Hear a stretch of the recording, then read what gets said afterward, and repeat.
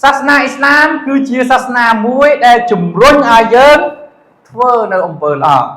ការធ្វើនៅអំពើល្អវាគឺជាមូលហេតុដែលធ្វើឲ្យយើងបានចូលឋានសួគ៌របស់អល់ឡោះជាម្ចាស់នាថ្ងៃបរលោកដូចជាអល់ឡោះបានមានព្រះបន្ទូលថាវ៉ាហ្វាលុលខៃរ៉ាឡាអលឡាគុំតុហ្វ្លីហ៊ូនចូលពួកអ្នកសាងនៅអំពើល្អសង្ឃឹមថាពួកអ្នកនឹងទទួលបានជោគជ័យពីអល់ឡោះអញ្ចឹងនៅក្នុងអាយ៉ាត់នេះគឺអល់ឡោះជាម្ចាស់ជំរុញឲ្យយើងធ្វើនៅអំពើល្អអញ្ចឹងការធ្វើអំពើល្អដូចជាយើងមកថ្វាយបង្គំក៏ស្ថិតនៅក្នុងការធ្វើអំពើល្អយើងជួយបងប្អូនរបស់យើងបើទោះបីជាយើងជួយកម្លាំងរបស់យើងក៏វាស្ថិតនៅក្នុងអំពើល្អបើទោះបីជាយើងជួយលុយកាក់បន្តិចបន្តួចដល់បងប្អូនរបស់យើង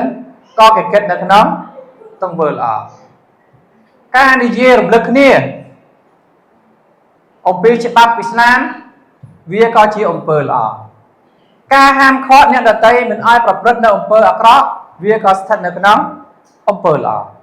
ចឹងអ៊ីស្លាមគឺជាសាសនាមួយដែលជំរុញឲ្យយើងទាំងអស់គ្នាគឺធ្វើនៅអំពើល្អអញ្ចឹងបើសិនជាយើងចង់បានទទួលជោគជ័យពីអល់ឡោះជាម្ចាស់នៅថ្ងៃបរលោកគឺយើងត្រូវតែយកចិត្តទុកដាក់នៅក្នុងការធ្វើអំពើល្អការធ្វើអំពើល្អរបស់យើងគេនឹងតបស្នងផលល្អមកចំពោះយើងនៅថ្ងៃបរលោក